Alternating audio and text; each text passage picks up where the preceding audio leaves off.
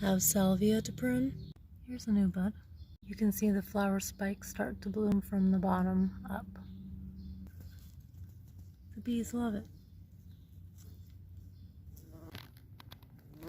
This flower spike is just starting to flower. Salvia tends to branch out in threes, so you can cut all three off at once, leaving the new leaflets to grow new flower stalks. This flower stalk is almost done. You can follow the stem until you see fresh buds and cut. And new flowers will come from here and here. Follow the stem all the way down to the leaf bract and cut to the next set of leaves, leaving the new growth. There's a new bud growing along a spent flower spike, so we'll just cut the spent one off.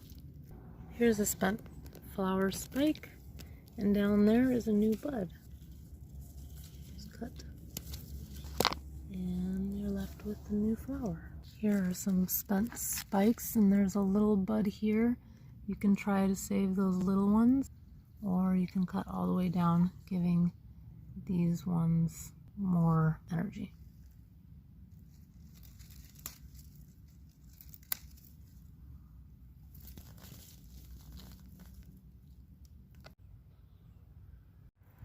Here we have three that have already bloomed, and from each side are two different stems coming out with another three.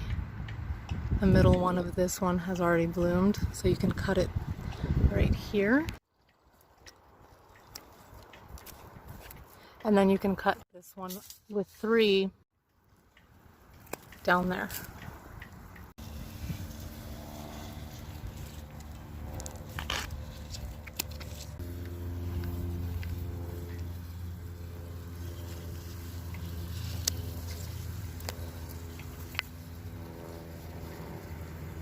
You can tell that they're part of the mint family due to their square stems.